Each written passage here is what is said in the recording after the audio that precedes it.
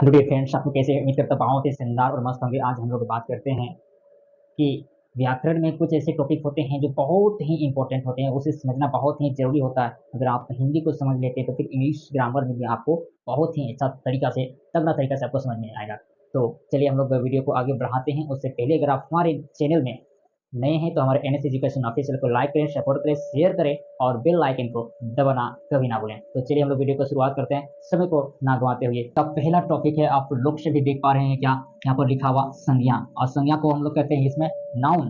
तो देखिए संज्ञा, तो संज्ञा का परिभाषा क्या होता है, यानी कि किस तरह से हम लोग इसको समझ सकते हैं, संज्ञा किसको कह सकते हैं। तो देखो, किसी स्थान, व्यक्ति, वस्तु, जानवर या भाव के नाम को संज्ञा कहते हैं। यानी कि किसी व्यक्ति, वस्तु, स्थान, ये जितनी भी चीजें यहाँ पर क्या क्या लिखा हुआ, स्थान, व्यक्ति, वस्तु, जानवर या भाव के नाम को संज्ञा कहते हैं। इसकी एग्जांपल में आप लोग देख पाएंगे, स्थान तो दिल्ली, पटना, एक जगह, स्थान को जगह बोल सकते हैं। जिसकी व्यक्ति मतलब कोई लोग, जैसे रोहित शर्मा, विराट कोहली, राम श्याम, कोई भी। इसकी वस्तु किताब, कलम, कॉपी। इसकी जानवर गाय, भैंस, कुछ आप पढ़ सकते हैं। भाव मतलब उसको कहते हैं जिसको एक्सप्रेशन किया जा सकता है, सिर्फ उसको टच नहीं किया जा सकता है। आप सिर्फ उसको मतलब महसूस कर सकते हैं, उसको टच नहीं कर सकते। उसी को क्या कहते हैं, भाव। जिसकी प्यार और मोहब्बत, जिसको आप कभी छू नहीं सकते, आप जितना भी याद कर लें। इसकी सुख दुख, हम सिर्फ इसको क्या कर सकते हैं, अनुभव कर सकते हैं। उसी को क्या कहते हैं, भाव। तो ये रहा आपका डेफिनेशन। अब हम लोग समझते हैं क्या, सर्वनाम को।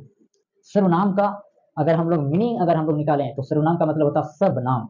दुनिया में जितना भी नाम है वो क्या हो जाएगा, सर्वनाम। लेकिन उसका रूप कौन सा होगा, संज्ञा का रूप होगा। यानी कि सर्वनाम, जिन शब्दों का प्रयोग संज्ञा के बदले में होता है उन्हें क्या कहेंगे, सर्वनाम कहेंगे। यानी कि जिन शब्दों का प्रयोग संज्ञा के बदले में होता है, कि जितना भी संज्ञा, तो संज्ञा को सबसे पहले जानना हमको बहुत ही जरूरी है। ये तो एक शॉर्ट डिफिनेशन हुआ। यानी कि संज्ञा उसको कहते हैं जितना भी नाम है, यानी कि दुनिया में जितना भी नाम है वो क्या है, संज्ञा। यानी कि दुनिया में जितना भी नाम है, कोई भी ऐसा चीज है मतलब नहीं है जी कि उसका कोई नाम नहीं है। सब का सब कुछ ना कुछ नाम है। ए बी सी डी कुछ भी हो, आप दुनिया में जितना भी चीज देख पा रहे हैं सबका नाम है। अगर आप अपने लाइफ में ऐसा देखे हैं जो कि कोई भी इस दुनिया में बिना नाम का है, तो आप कमेंट सेक्शन में अपने कमेंट को बताएं, और ताकि हम भी जाने कि ऐसा कौन सा नाम है जो कि इस दुनिया में मतलब है दुनिया में, लेकिन उसका नाम नहीं है। ऐसा कोई भी चीज नहीं है। इसलिए शॉर्ट में अगर हम कहें तो नाउन को क्या बोलेंगे, यानी कि नाम को ही नाउन कहेंगे। यानी कि नेम नेम इंग्लिश में कहा जाता है उसको क्या, यानी कि नाउन इज नेमिंग वर्ड। यानी कि अगर हिंदी में बोलेंगे तो